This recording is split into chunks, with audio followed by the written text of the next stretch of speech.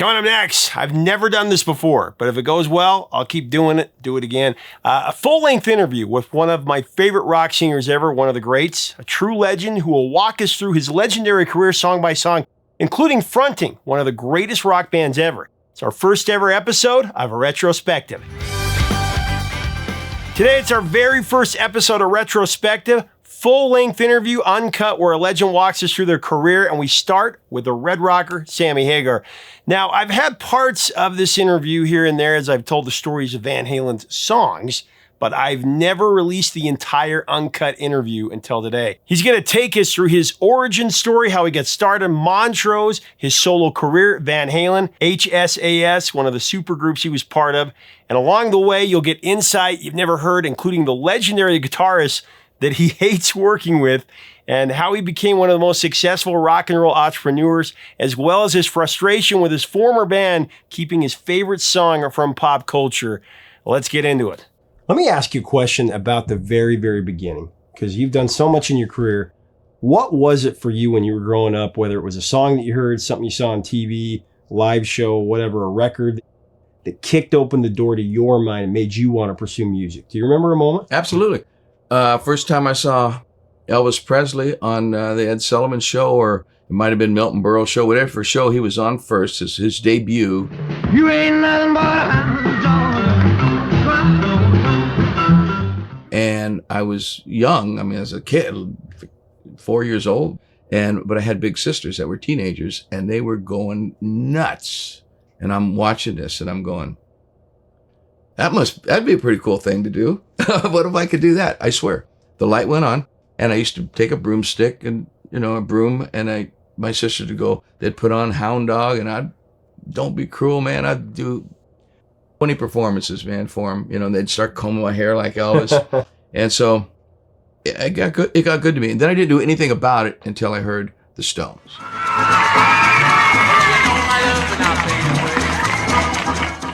Then when I heard, the Beatles, I Want to Hold Your Hand, all that stuff.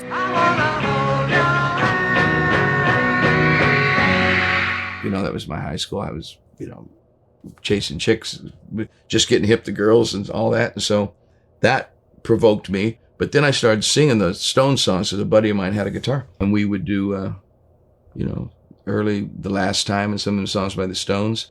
And then I just started doing it. And once I started doing it, I never stopped.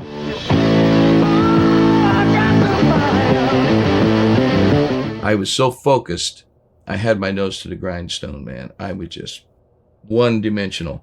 I went where the music was, and like that, just followed my instincts, and I never had a business plan, never had a backer, never had anything. I just kept falling into different situations. I'd fall into a different situation. Then eventually, I fell into the Montrose lap, and then I started that band, and shook hands. I said, I got a drummer. He said, I got a bass player, Bill Church, and I had Denny Carmassi.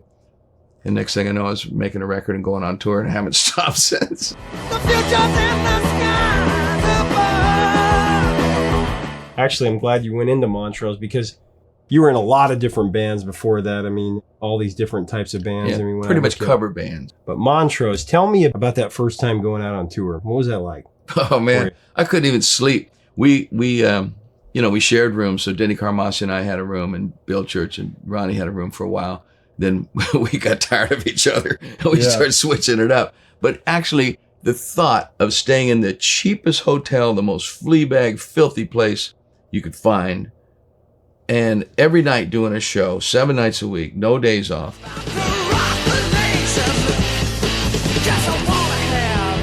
Driving in a station wagon, all of us with a tour manager who was a tour manager, lighting director, sound guy, everything. And it was just, and one truck driver, one little truck, long story short, I guess, is that I loved it.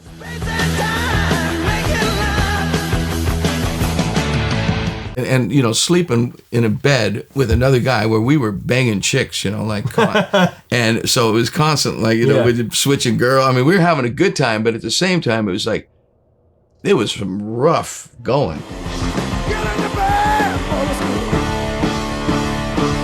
No money. My house I had, my rental house the phone got shut off within 2 months in the first tour. couldn't pay the thing. We weren't making any money. We were getting $10 a day per diem. That's all we had to eat. And I was the happiest guy in the world. You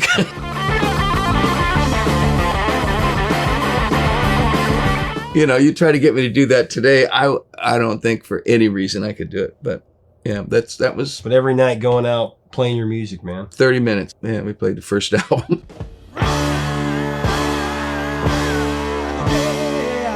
The album was actually probably a little bit longer than that, but we played it so fast. It was, 4 songs on each side of the old thing. You couldn't do more than 20 minutes or 15 minutes a side. Otherwise, you lost the low end. So we wanted it to be big and fat. So we just wrote 8 great songs.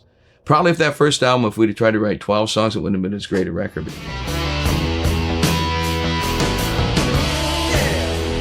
So let's talk about the solo career. I mean, you leave Montrose, you start your solo career. One of your big first hits was Your Love Is Driving Me Crazy, went to number 13.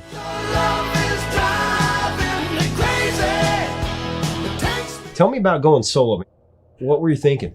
Well, I was thrown out of Montrose, so I didn't go solo. I would have. I'm a band guy. Solo artist stuff was given to me, and I inherited it somehow. It fell in my lap because when I left, when I was thrown out of Montrose, I made some demos that were for the second Montrose album, which was Silver Lights, and that made off the first album.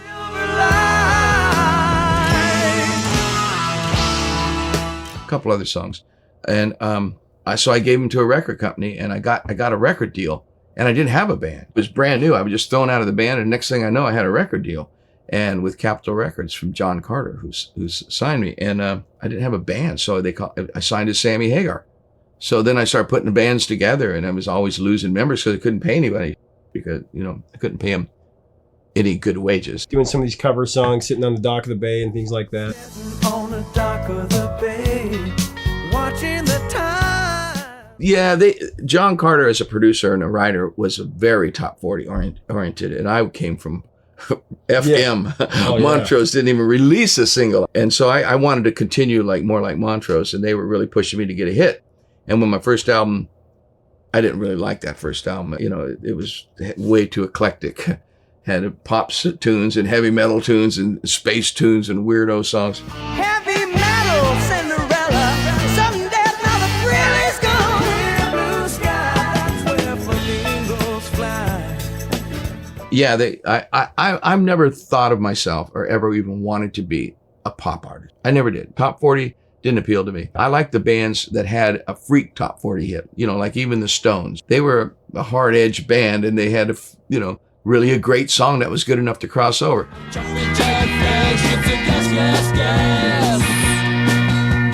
To be one of those bands like the Carpenters or something who I really respect. But I never wanted to be that. No, I didn't want to be that guy up there going. I wanted to be up there banging and be a tough guy and have an edge. And you're an artist that's on a very, very short list of having a top 50 album or being part of a top 50 album for 5 different decades. Well, yeah, John Carter, when he started managing Chickenfoot, he was doing all this research, and he came up with it that there's really a handful, Clapton and George Harrison and, Neil Young. And I hate to even put my name in that league, but I guess there's just only been a few of us that have platinum careers in 5 different areas. It's really incredible. It's pretty honorable, man. I'm impressed, but I'm not. My ego will not go there. I hate to even see my name in that league because those guys are my heroes, man. I don't belong with those guys. They're my heroes. Let's talk about I Can't Drive 55. That's a song. It wasn't even your biggest hit as a solo artist, but it is a song that everybody remembers.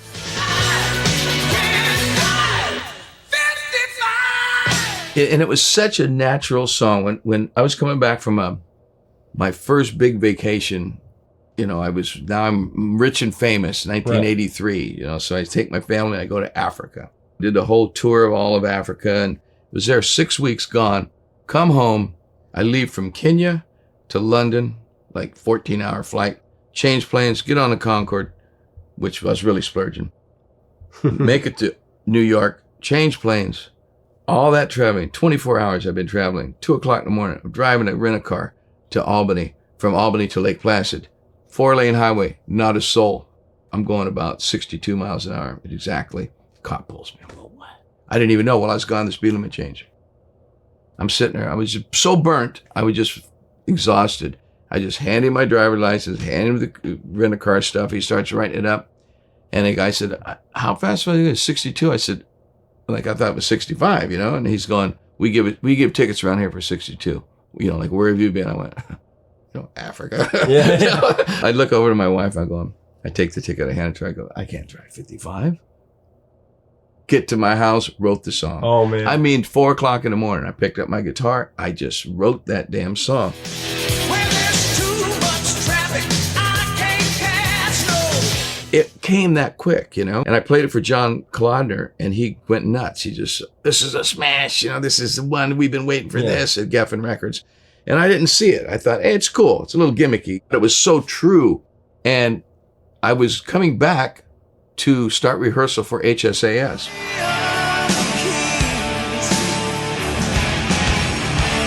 I played him everything that I'd written over there, all my lyrics, and Giza and Valley of the Kings and some of these other cool songs that made the album. And Neil said on 55, he went, ah, man, that's you. Because I was going to give it to HSAS. He goes, man, that's just you, man. You know, you keep that one. Not that he didn't like it. It's just that he saw that it was written. Like, in other words, because Neil and I co-wrote everything. So he didn't want to do a song that I had already written. And vice versa. I would have said the same thing to him. But anyway, it was just coincidence. Because if HSAS would have done it live, it may not have been as big a hit.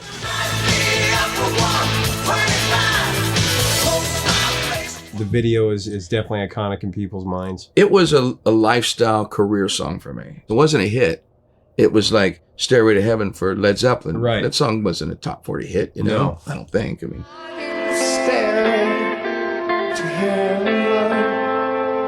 but it was a It was career never song. released as a single. Yeah, career song. So 55 was a career song for me. It just created my persona, a maniac.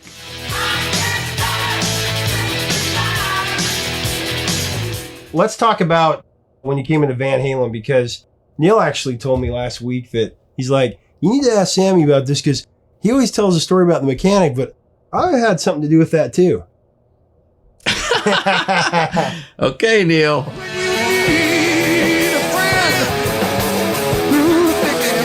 I don't remember Neil having anything to do with it, but yeah, the mechanic, Claudio Zampoli, who, you know, he was working on Eddie's Lamborghinis, working on my Ferraris. Oh, this thing is running great. It's just running great. It's so smooth into the curves. And then what'd you do, Claudio? Dave quits. Eddie sees my car in his showroom there because I was on tour doing the VOA tour, just coming home from the VOA tour.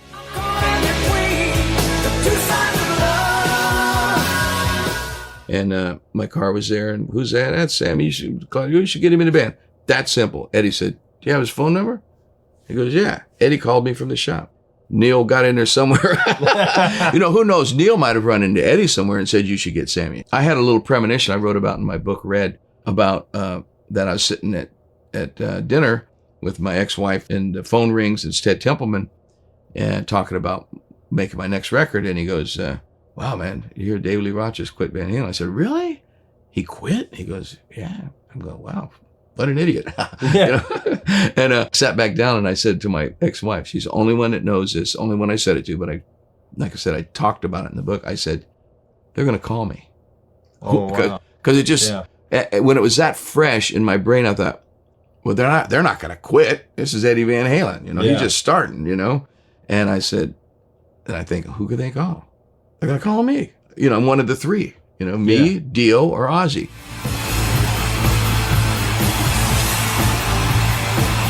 Well, and what's interesting is I was trying to rack my brain because I'm a student of rock history. I love it so much. I can't think of a band that replaced their singer that actually had as much or more success after.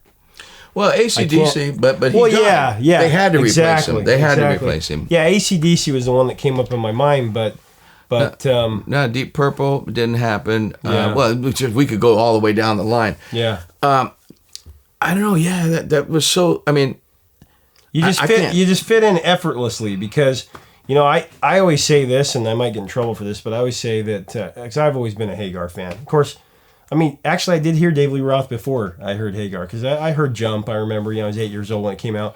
But this is one of the first cassettes I owned. I owned Michael Jackson, Thriller, Bruce Springsteen, Born in the USA, Billy Joel, Innocent Man, Van Halen, 5150. Those were the four. That's an A list, brother. It is. Yeah. And I always say that if you want to party, but you're a partier too, but if you want to party, listen to David Lee Roth. If you want to be inspired, you listen to Sammy Hagar. That's how I felt when I first heard this record and I heard Dreams. There are songs, in my opinion, that are game changers. They are paradigm shifts. They change the way that you look at the world. Dreams was that song, and you've written a few of those. Let's talk about 5150 and Dreams. What I brought to Van Halen was just who and what I am. Not an accident. It wasn't contrived. It was Sammy Hagar, who and what I was at that moment, but very inspired by Eddie Van Halen's musicianship. He inspired me to write songs like Dreams and later on like Right Now and When It's Love and Love Walks In. You know, to me, goosebump songs. Look at that. Talking about best of both worlds. My lyrics at that time is what was happening was I just left a biggest tour of my life. I made the most money I'd ever made in my life. And I was struggled so long and had been so poor as a kid growing up that I finally wanted to bathe in it.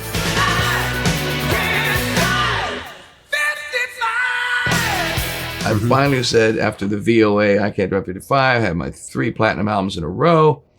I said, man, I've got enough money and I'm happy enough and with my success that I want to take a break. Shaved my head, not shaved, but, cut my hair really short. Hadn't done that forever, since 77.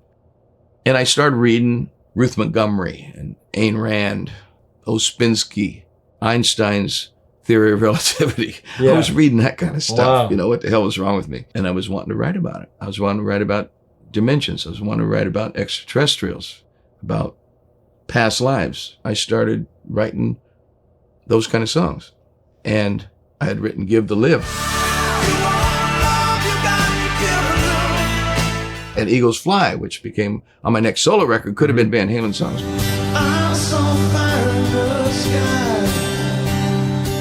That's the direction I was wanting to go. And then Eddie comes with this beautiful music. And, we both looked at each other like, without what is understood need not be discussed. When we looked at each other in the eye, it was like, hey, man, you inspire me. Yeah, well, you inspire me. And it was like, well, let's take this somewhere.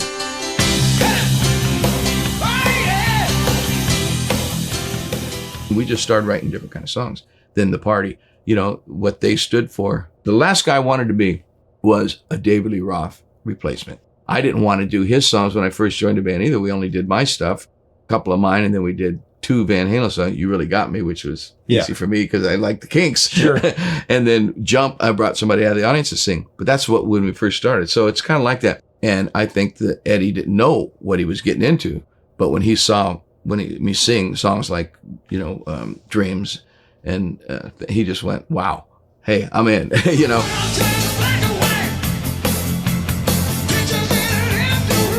And it was really magical. And, to go to a negative, it's so tragic the way that band ended after 9 years. Because we had the most love and respect for each other, right, as I've ever had with any human being, whether it be male or female. It was just pure love and respect. And the funny thing about that whole thing and that catalog and that song and Dreams, people try to license those songs more than any. I Can't Drive 55 is the #1 licensing song of my whole career. Everyone, every day I just either sign off or say no. It's either yes or no, a new request. But Right Now and Dreams is the same thing, but those guys won't do it because they don't want to exploit me. They want to exploit, whatever they're doing. And, right. And it drives me nuts because it's not about money. It's about the exposure of that song alive. Why would you want to keep that song down?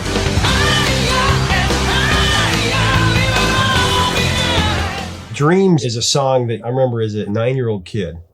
It just made me think I could do anything. It was one of those songs where standing on broken dreams, never losing sight.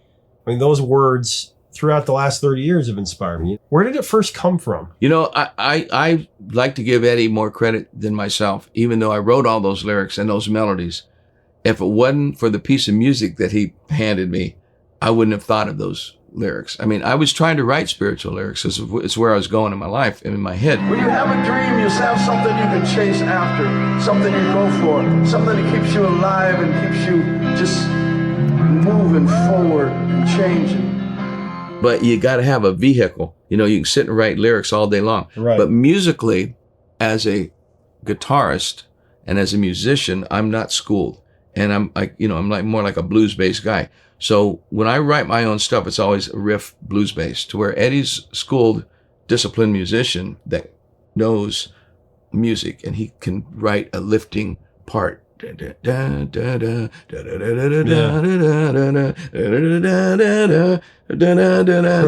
going, woo! Yeah, I can't write that.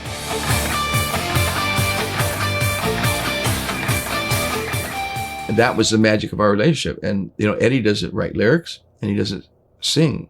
What a beautiful marriage. And I was willing, you know, a lot of guys wouldn't be willing to take the guitar and throw it in the corner. Are you kidding me? I don't need to play that thing. You know, we got a guitar player. And that's what made the magical relationship.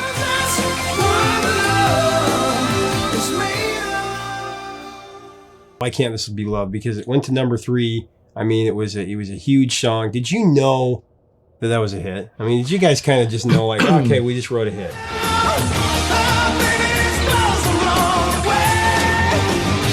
Do you really know when you've got a great song? Like, how do you, and if so, how do you know? Because sometimes you don't. Like, I usually don't. But Why Can't This Be Love? I did.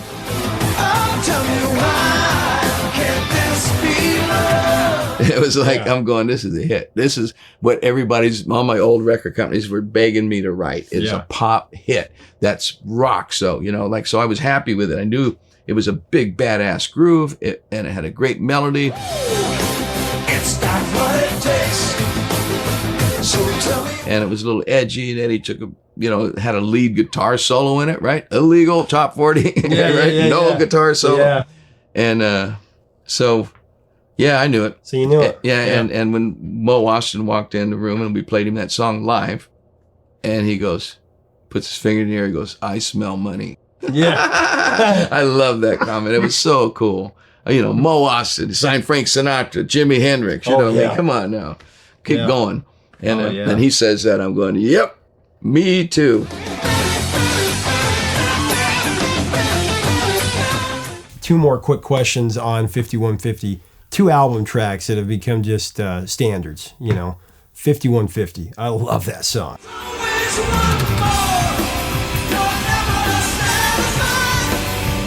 Man, that's actually my favorite song on the record as a kid, you know. Tell me about writing that song. Oh, man, that's the craziest thing. So we knew we were going to be a band. We had, you know, Warner Brothers had said, we'll work this out with Geffen, my solo records, my solo company. And we went to New York for the MTV Music Awards, and we were going to make the announcement, right? Yeah. So we get to New York, and you know, Eddie calls me first night, 4:00 in the morning. This is before I realized Eddie did that stuff to you. I'm going, what? It must be an emergency. You got to pick it up, you know, right? Oh, Eddie. Hey, dude, man, listen. No. I say, Ed, don't wait, whoa, say about me, you know. And he goes, no, listen. I'm listening. He has a electric guitar with no amp, and he starts playing,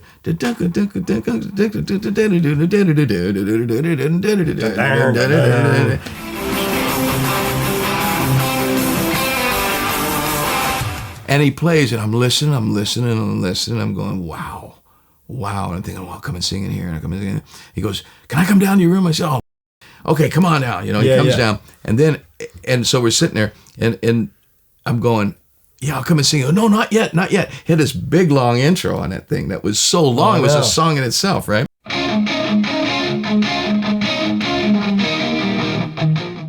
But it was so bad. It was killing. Yeah. And I didn't know where the one was, because Eddie plays everything. It sounds like, you know, like you go, dun, dun, dun, dun, dun, dun. That's the way I would think that was the one. Yeah. But it's like one, it's all on the up. And I didn't realize that also about his record, because we were just starting to write, but we hadn't. And so he puts his foot on my foot, and he's tapping, you know, on my foot, and he's going, you know, and I'm going, oh, you know, I just start I called it 5150 instantly out of the box, which was the name of his studio.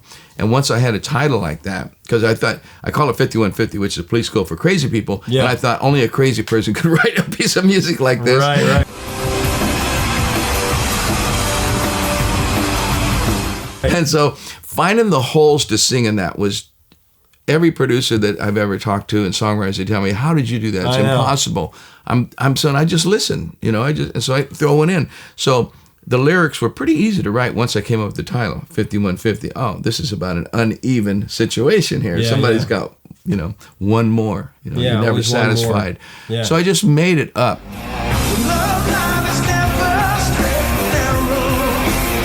It wasn't about any situation, which, usually when you write a song like I Can't Drive 55 or Love Walks In, it's about a situation. You're talking about a relationship or something.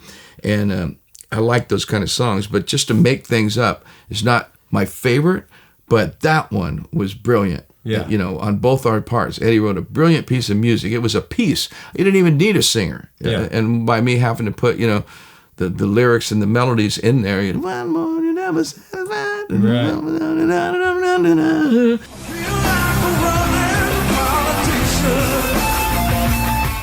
It's just squeezing that in was freaking like it was math. It was math. I think all the Einstein books and relativity books and me being a math freak, I think is what allowed me to be able to fit words mathematically into that equation because it's tight. Oh, yeah. There ain't no room in that mother. No. And I squeezed a whole lot of information and a lot of melody into it. Yeah. One of my genius, that was one of my most genius accomplishments, writing with another person. And it's one of those songs that for our viewers, it's one of those songs you need to go check out. You need to go, look at it again because it's just an album track.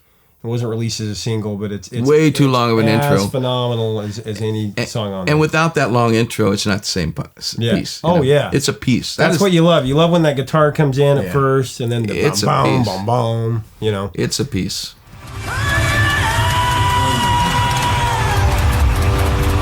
Best of Both Worlds, which is one of my favorites. It's a little bit of a nod to AC/DC, almost like my version or my generation's version of that. I love that song, and so does everybody else. Tell me about that. Well, Ed had that written musically, and he was noodling around with the vocal. He didn't have words, but he was noodling around with the vocal, and I didn't like it. And he played it for me, and I said, "Man, I really dig this riff, but I don't want to sing that." Yeah. And so he would just go, I couldn't tell you what it was, but it wasn't memorable. So I liked that song. So I listened to it and I jammed a little bit. I didn't have a chorus or nothing. And I went to my house and I was jumping in the shower. I'm trying to think of write a song, what I'm going to write lyrics about. I was like, I don't know, that's pretty funky. That's almost like staple singers, the way I'm singing. I'm singing very R&B in the verses. Right. Very R&B. And, so I jumped in the shower. I got home about 2 a.m. Eddie's at Al were smokers, the room I came home, I stunk like cigarettes. I couldn't stand. So I always took a big old shower. I got in a friggin' shower and I went, I want the best.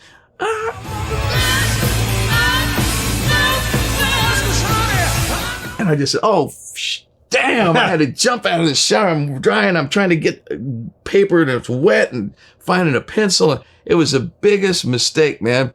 I mean, I'm in there, not a mistake, but it was just very, very annoying what I had to go through. Yeah. And then I'd get back in the shower and I'd say, all right, I'll fast. And then I started come out, oh man, no, verse. Oh, it's like, there's a picture in the gallery of fallen in. And I started talking about things I've seen at the Louvre in Paris. I saw this photograph that just touched my heart so hard. I felt like that was my mother in a past life or something in this painting. And I started talking about all that stuff, and I just got so excited. That song was inspired, man. Oh, yeah. And I went nuts, man. I stayed up all night. I couldn't sleep. I finished it, went in the next day, and I said, play that track, man. Play that. And when I started singing Best of Both Worlds.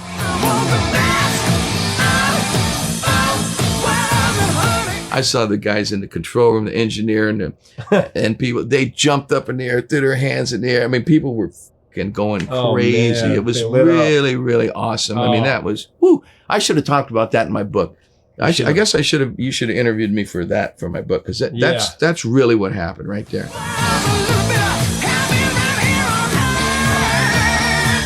There it was. It's just an incredible song. I mean, man, that's a cool story. So let me go into you did your solo record.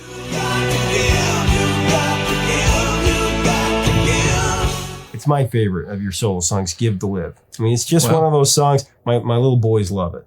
They're like, Dad, that song means something. Tell me about that.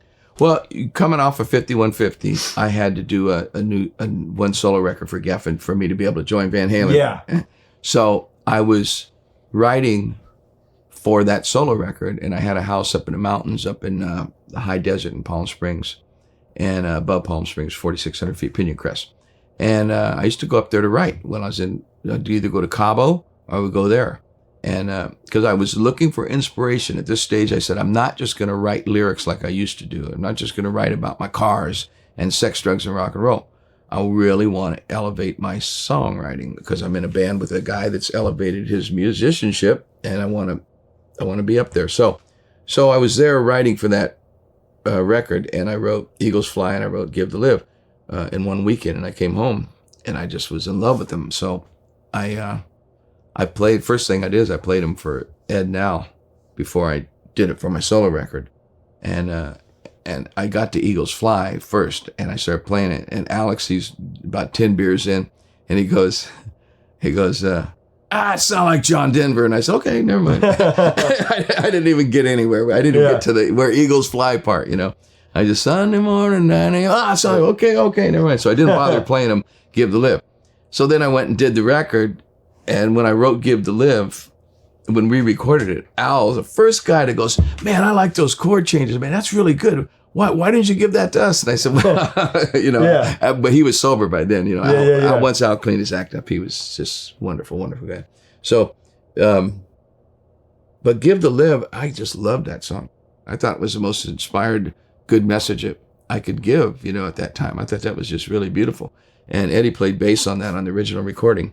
And that's, and I love the if you want love. I love that part. Yeah, that was very 80s, but yet it wasn't as pretentious as some of the 80s big chorus, you know, things that people had going on then. But that was a good part. That was a big hit for me in its own way too. That was almost like one of those. My fans accepted me to do that ballad. You know what I mean? My fans say, yeah, we like that side of Sammy. That and the Eagles Fly. It kind of set me up to be able to do more. To do the other things. Yeah. Project myself into what I see. So OU812, I mean, I know what the story is, but I don't think the viewers do. What is the meaning of the album title, man? When I was growing up, I used to go to the beach and some surfer guys. I was a hodad, kind of a surfer dude, but I didn't know how to surf, but I hung. I looked like a surfer. And some guy had this, everybody's hero, man. He had the coolest looking girl. He had the coolest board on his roof. Never saw him surf, but I'm assuming he did. And he used to have this Helms bakery truck that used to go around deliver bread and pastries and stuff in neighborhoods, you know, like milkmen used to do. Well, they used to do that in the 60s. And his truck, it was an old Helms truck, but he had sanded it all down, and he left the number on it. It was OU812. And he was hip to it. You know, that's a cool number, but it was a real number. It wasn't fake, you know. And, you know, he had 69 on place, you know, all the surf stuff. And the guy was so cool. So we were trying to think of a title for that album, for OU812. And Alex and I were going to call it Bone, you know. Then I hated it, but it was a working title. And then Alex came up with Nightstick. And I said, it doesn't match the songs. Alex had just gotten sober and he was coming up with some bad ideas. And anyway, so it's just funny. So then one day I just came in and said, OU812, and everybody went, oh man, that's funny. I want to That's the way we rolled, by the way. It was purely, if something was right, one guy said it, it was, what about? Once somebody said the right one, it was nobody was trying to upstage nobody. It was like, that's the one. Boom. It's got one of the great album covers of the 80s, I think. That really, that black and white. Yeah, that portrait. That was Al's idea. He wanted to get the Meet the Beatles thing. If I told you how long it took to take that photograph, you'd... Really? Yeah, it's so funny. Van Halen was one of them bands that we were all, nice looking guys, we weren't like, hard to get a good picture of. But the four of us together, we could never get a good picture because we were clowning all the time. We were goofing up. So you never got a good picture of the four of us together that somebody wasn't doing something stupid. And so we had to, we must have photographed for 6 hours. And then finally the guy just had to dub. He dubbed them. That's why it got so dark in the background. So you couldn't see that he stuck our faces 4 different shots. Here's a good shot of Sammy. Here's a good shot. Yeah.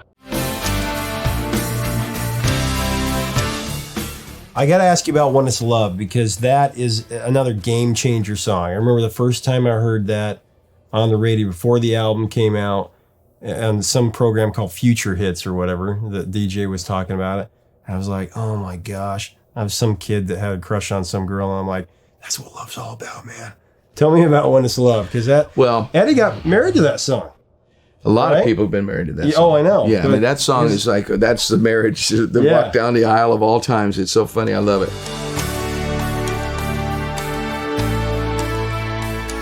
I was coming down to start writing for that album. I said, what do you guys got, man? What have you been working on? They went in, they got sounds, so I come in later. And because I lived in San Francisco, still do, Bay Area. So he puts a cassette in and plays down, down, down. And I just go, woo, bo-wang, man, cha-wang, ka-wang. By the time we got to the studio, I already had, my chorus melodies, and even the verses, everybody's looking for something.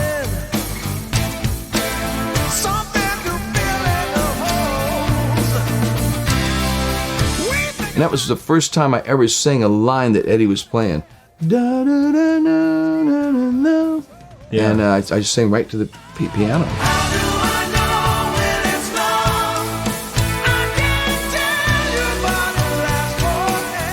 I said, I don't like doing that, And he's going, no, it's cool, man, it's cool. Yeah. Normally you don't sing, like the epitome of that is Iron Man. I am Iron Man. Musicians always think of that as being kind of like a dumb stuff, like, that's stupid. Don't do that. Don't sing with me. I'm playing that. You play your own thing. But Iron Man was the epitome of making it heavy, right? No, this is cool this way.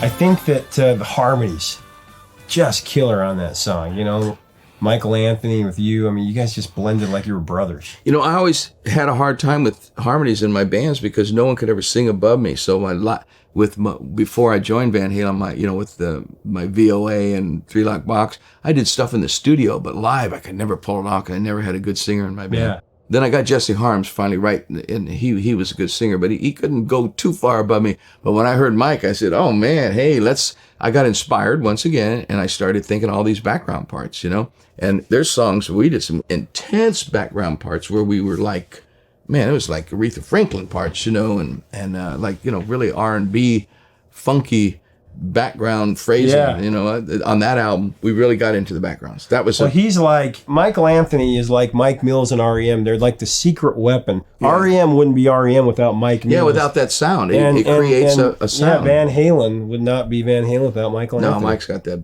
really identifiable high voice. It really worked with Dave. It worked with me. It worked with everybody.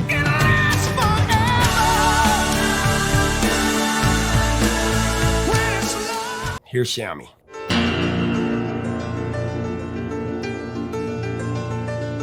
Right Now is a song, it kills, man. It just kills. Tell me about Right Now.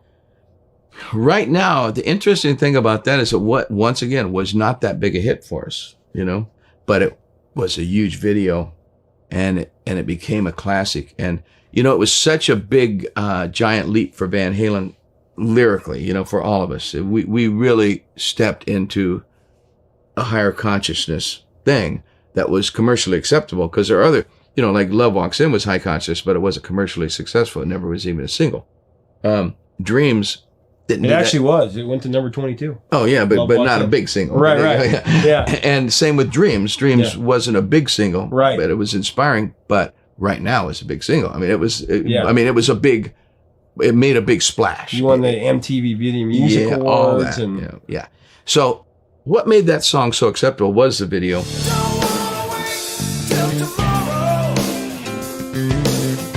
A lot of people were disappointed in that song, the rockers, the older Van Halen fans that were tolerating me, some of them. I mean, I brought my fans in there, so we were fine. We were as big as you get.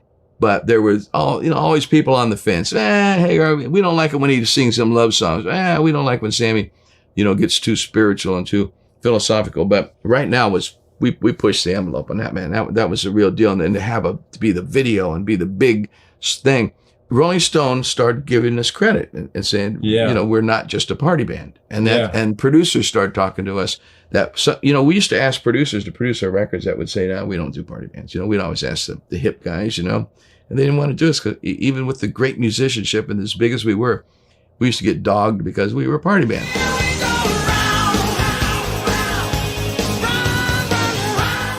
But right now, changed all that. Everybody said, yeah, this band's serious now. Well, now we're talking.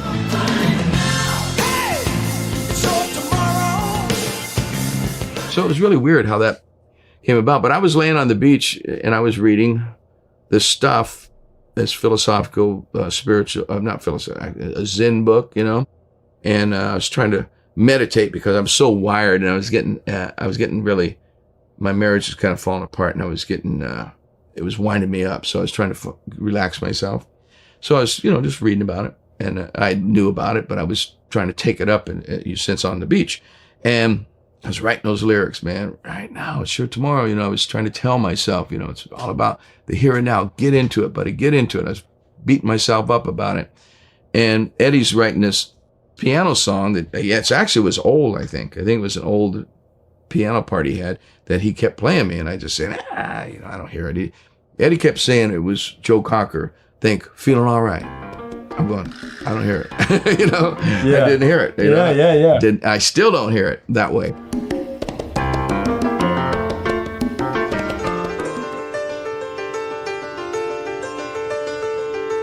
One day I was playing pinball machine, and during a break on that album, it's the last thing we recorded, last thing we wrote.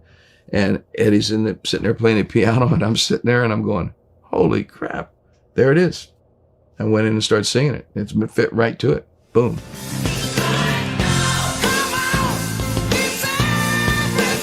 When I first heard it, I always thought you were saying there's no tomorrow. It's your tomorrow. Yeah. It doesn't really matter, though, because it works. I mean, the song, I saw an old interview from back in the 90s where Sylvester Stallone said that he wished he could have used that song for one of the Rockies.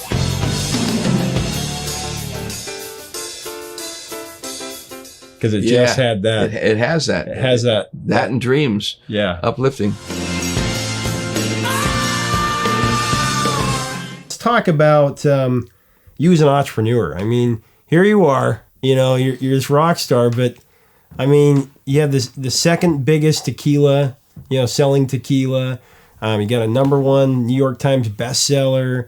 I mean, you've got in the background here, we've got Sam, and you got your own rum. I mean, tell me about have you always been an entrepreneur? Do you always wanted to be doing business and things? Yeah. I mean, I dig it. It's like, it's creativity. It's really fun. To create a brand, like my newest love is Sammy's Beach Bar Rum, made in Hawaii, pure cane sugar, pure water coming out of the sky, going in the ground, all them pollens. It's special. Yeah. And when you can make something special, it's like a band. If I can put together a great rock band like Chickenfoot, I'm excited about that. I'm not doing that for money. You know what I mean? Yeah. It's the same with business. You get inspired, say, wow, I can actually do that. Well, I'm going to do it. Yeah. And I've always been that way, but it comes from the fact that I was born poor, man. I was poor. I'm telling you, we slept in cars. There were times when we were homeless where, my dad was an alcoholic, and he'd beat her up, and she'd grab us 4 kids, throw us out the window, and he'd pass out, and we'd get out of there. He never beat us, but he, for some reason, he was real tough on my mom. So, we'd sleep anywhere. We'd sleep out in fields and stuff, So I was poor. Once I got a taste of success and money, I said, I'm not going to go back. No. And I'm going to make sure my kids never have to go back. Yeah. And so I tried to be smart with my money. That's all. My mom had me convinced that if I didn't save my money when I was making all the millions of dollars, as a rock star, that if I didn't save my money and do right with it, I'd be broke someday. And I thought, maybe she's right. I don't want that. Right. So I thought, well, what can I do with it? I don't want to just give it to that guy over there and say, hey, make me more money with my money. I don't like that. Right. That's not the way to make money, in my opinion. I figure out ways. I'd say, look, you go dig a hole, give me $5. Thank you. You did something, you got the money. Yeah. You write a song, you sell it, you make money. Trading your time for money, basically. I don't like taking the money and giving it to some guy and say, can you double this for me? Yeah. That's where's that money coming from? Like somebody must have got screwed for me to get double my money. Right. So I don't want to get in that game. So I just started coming up with business ideas as ways to put my money. Building apartment buildings. People have a place to live. I make money, right? Then I just started. I got into bicycles, so I built a couple bike stores. Yeah. And it was just really instincts. Went to Mexico, fell in love with it, bought a house down there, built a cantina, the Cabo Wabo, said, wait, this is tequila. I need my own tequila. Started my own tequila just for the cantina. Next thing I know, it explodes. I'm the luckiest guy in the world. First of all, I'm not the smartest dude. Hard worker, yes. I'll outwork anybody. But outsmarting them, nah, I'll put my luck on the line there. I'd say, well, I got better luck. Did it blow your mind when they wanted to buy that and you heard the number? Yeah. You just go, wow. Because I wasn't for sale. Yeah. I was making more money with that than I was making in Van Halen any day. Right. And so I'm going, well, I don't want to sell it. Well, how about for this much? Ooh, it's tempting. Yeah. But no. Yeah. How about this much? Okay. Yeah. It's like it's stupid money, and it made me nervous thinking, now what am I going to do with all that money? Oh my God, because I don't like to make money with money, but I don't want to just put it in a hole in my backyard. Right. So it changed my mentality. But once I got on that level of financial things, it makes it so much easier to make money or lose money. Yeah. Like, in the old days, if I would lose a couple $100,000, I'd be freaking out. Yeah. I mean, and I had before. And it was hard on me. I thought, man, I worked so hard for that money. I can't believe I blew it. I don't ever want to do that again, But when you have another level of money, you can take chances and risks. And now I give more money to charity every year than probably I was making in the early days of Van Halen. Yeah. So it's nice to be able to give back. Yeah. Yeah. I mean, I don't like to brag about that because that's not why you do it. No. But it really makes you feel good. Anybody that has extra money and you want to do something, go feed people. Yeah. You see hungry people getting in line to get food that you bought for them, hand it out yourself too. Don't just, writing the checks, okay. But when you go down and you do it, it makes you feel really good about yourself. Yeah. And it makes other people feel good. And there's just something very spiritual about doing that. So absolutely. there it is. Let me ask you one last thing about Neil Schon and Journey. Describe to me what you thought when you first saw Neil and you first heard Journey. Like, give me your version of what you think.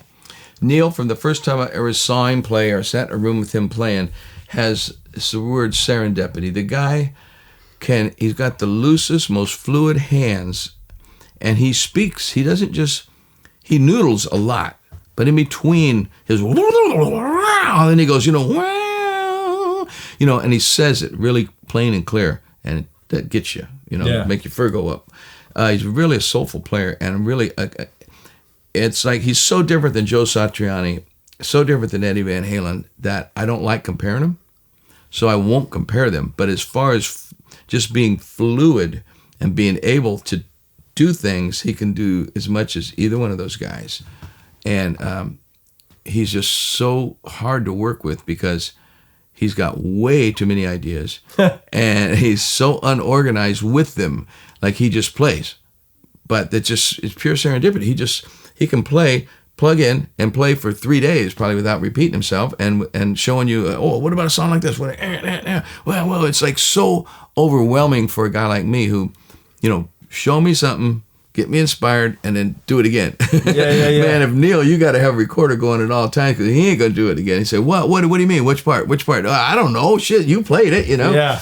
So he's a wild one of those great melodic guitar players. I mean, Yeah. The thing I always loved about Journey is when Steve Perry would sing his thing, like "Don't Stop Believin'." There's no way that song is that song without Neil. First of all, the Choo Choo Train part, and then at the very end, before he goes into the chorus at the end of the song, when he takes him on that solo, you've got to get from where they just ended to where Steve Perry goes, and there's the only way you could get there was with that. No, once again, magical writing connection. Jonathan Cain's, you can't throw him out of that. He's a brilliant arranger, stuff, and songwriter himself. But Neil, he's just got really good melodic instincts. Like I said, when he slows down, he can play as fast as anybody, and then but he always takes a pause and plays something really fluid and cool. Yeah. He's got a great sense of stretching and vibrato that, it's never, it's like, it's really exaggerated. Then he's, it's like almost like a cello or a violin. And Neil's a great player. Share your thoughts on "Don't Stop Believin'." What do you think about that song? Just one of the greatest songs ever. It's got a good spiritual, uplifting lyric. It's got one of the greatest melodies, sing-along melodies. You can't forget it the second you hear it. And what the guys are playing underneath it, they're kicking butt, man. The band is, Journey's got some good players, man. Dean is one of the great rock drummers of all time. And the way they're playing it now is as great as when they wrote it. And, Steve Smith was maybe the greatest rock drummer of that era.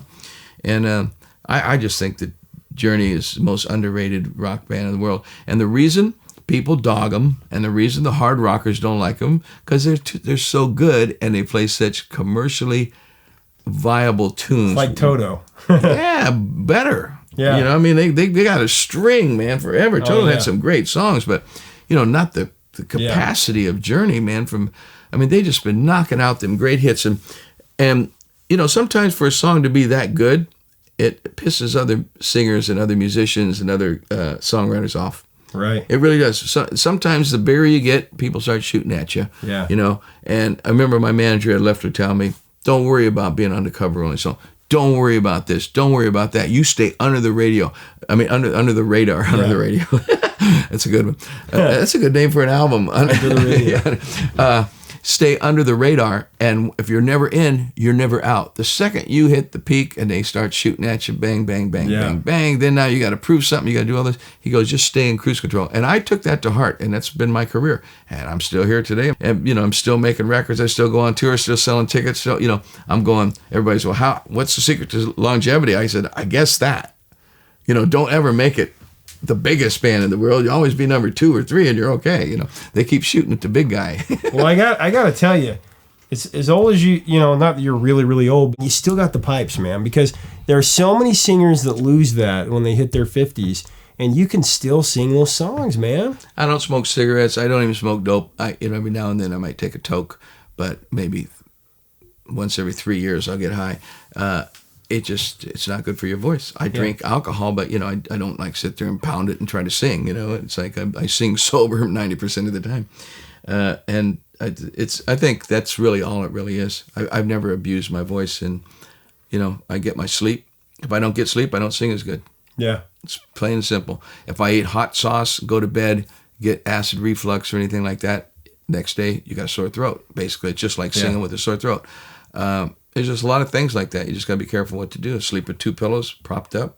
Yeah. Not sitting upright, but I don't lay flat on my back because, stomach acid comes up and burns your vocal cords. All those things, you learn them. And right now I'm scratchy and hoarse because I told you I lost my voice on my last show. And I went for it because if it wasn't my last show, I wouldn't have went for it because I'd have said, no, I got to sing tomorrow night. I got to take it easy. And I'd have coasted and got the audience to sing more, did all those things. But I said, it's the last show. I'm going to go. And I went. And boy, did I go. About a week ago, I could hardly talk. So it's just coming back now. I could sing right now if I had to, but I'd sound more like probably one of them old blues guys than I'd really want to. Oh, man. I can sing the blues. Well, I love the new record. It's great. The Personal Jesus, your cover of Personal Jesus, that was really cool. And we're looking forward to things in the future here. But Rock and Roll Hall of Famer and in my opinion, one of the greatest rock voices in the history of the whole dang shebang. So Thank you. Sammy Hagar. Thank you so you. much, man. My pleasure. You're a good interview, my man. Oh, thank you. Dead serious. I'll brag about you. I'll get you more business. Who do you want? I'll get them for you. So what did you think? What are your memories of these songs? What do you think of the Red Rocker Sammy Hagar? Should we do more uncut interviews? Let me know below. Make sure to like and subscribe if you haven't already. Till next time, records and the truth, my friends.